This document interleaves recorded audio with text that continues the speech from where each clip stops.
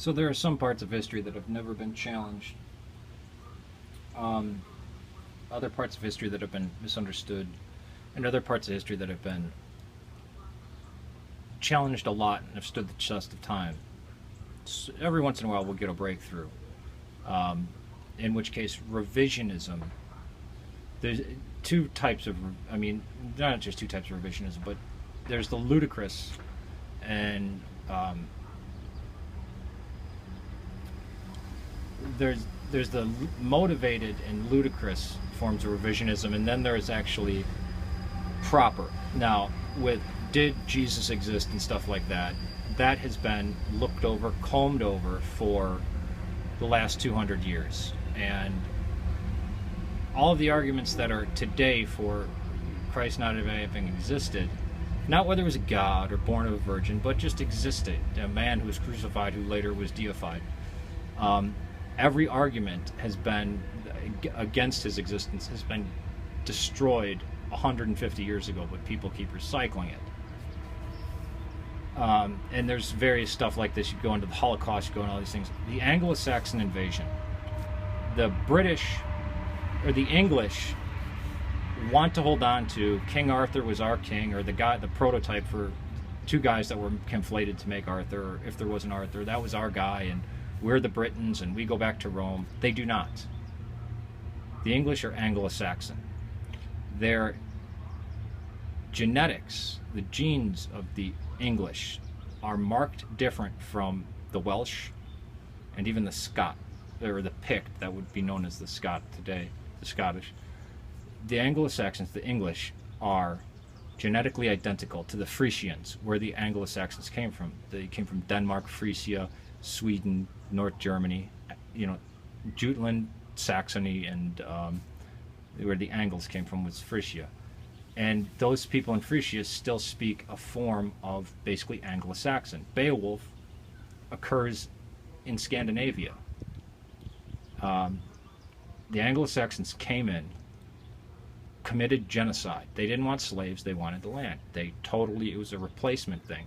Kind of like, but more thorough than Native Americans when the Anglo-Saxons got here. It was wipe them out. Just like happened with the Latins. When the Latins came from Italy and got to the Iberian, they wiped out the Celts. The Celts were pushed up into a corner. But today there's this documentary has this English guy trying to say the Anglo-Saxon invasion didn't happen, it was just a shift in culture. Language, culture, genetics. He says there's no major battles. What was it? It would have to be just extermination of women and children. That's what happened the night of the Long Knife. So all history, Bede, the Anglo-Saxon Chronicle, anything that mentions the Anglo-Saxon invasion, it didn't happen. And the genetics, they didn't happen. And he said, oh, well, they could have come from 200 years later, the Vikings. Yeah, because the Vikings were from the same area. They worship Odin and Thor. But you're telling me that Celtic Brits would not only just throw off Christianity, stop building roads, totally change to a culture that was less advanced and across from the North Sea, then create a myth that the Anglo-Saxons came over and just kept killing people and that they were these people. I mean, I think it's because the English want to be Britons. They want to have had a contact with Rome, or to claim they have some Roman or Celtic blood. They might have minute traces, but no, the Welsh are genetically identical to or indistinguishable from the Southern Irish.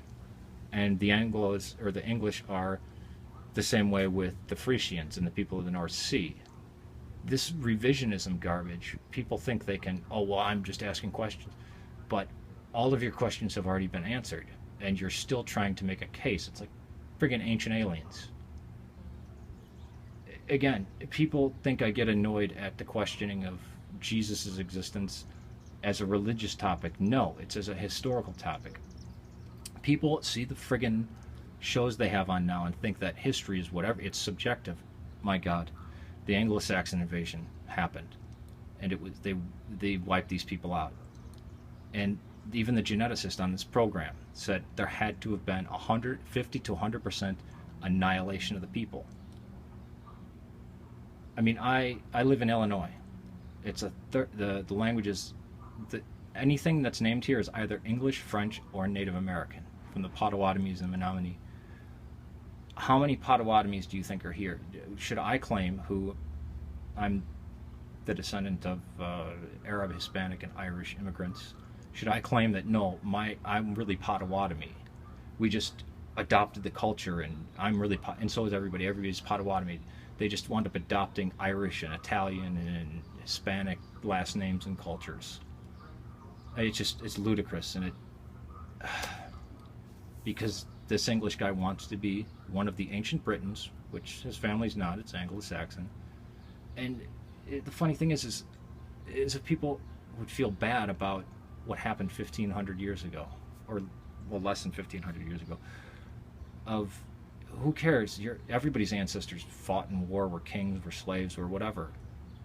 But he thinks it's some type of anti-English thing that the Anglo-Saxons came in and were vicious pagans and destroyed written language and culture and Christianity, and that they were sacrificing people. They did this, and then they slowly wound up converting to Christianity, and